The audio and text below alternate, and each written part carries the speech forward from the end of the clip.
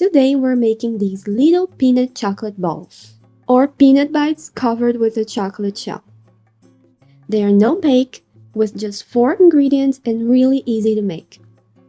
Let's start with the peanuts. I'm using 400 grams, about 3 cups of roasted peanuts without skin. The goal is to turn them into a really fine flour.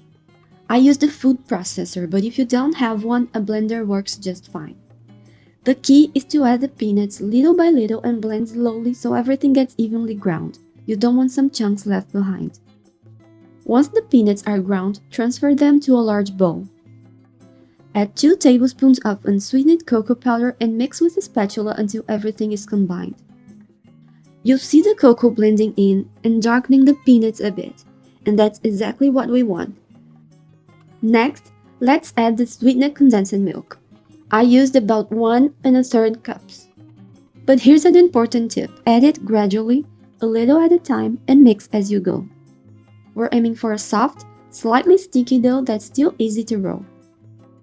Depending on the brand of condensed milk you're using, you might need a little more or a little less, so it's always better to go slowly.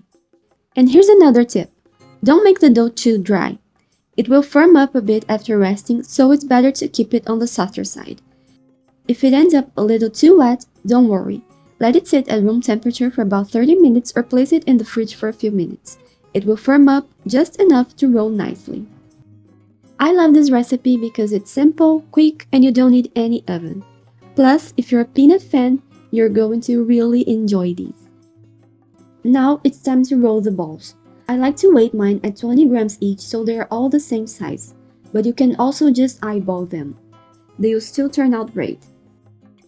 Roll the dough into smooth balls and place them on a plate that's slightly greased with butter or oil. This keeps them from sticking to the plate. And here's a little tip: if your hands start to get sticky, just rub a tiny bit of butter or oil on them. It makes rolling so much easier.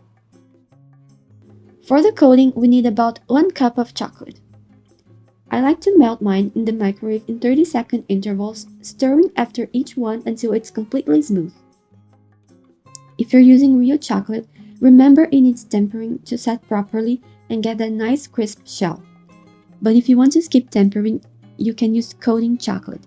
It usually says right on the package that no tempering is needed. Transfer the melted chocolate into a tall, narrow container because it makes dipping so much easier. Stick a skewer into one of the balls and dip it halfway into the chocolate. Place it on a tray lined with parchment paper. Carefully remove the skewer with a fork and press half a roasted peanut right on top. Repeat with all the balls until they're coated. Take your time here. Dipping and decorating each ball carefully really makes them look neat and uniform. And that's it! Let the chocolate set and your peanut chocolate balls are ready. You can store them at room temperature for 1 or 2 days or in the fridge for up to 5 days. If you keep them in the fridge, take them out 20 to 30 minutes before serving so they soften slightly. They will get a little firmer as time passes, and that's completely normal. These little peanut bites are simple, no bake, only 4 ingredients, and they come together in no time.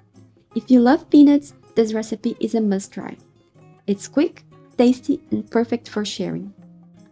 Thanks for watching. If you enjoyed this peanut chocolate balls recipe, don't forget to like the video and subscribe for more easy desserts. Bye!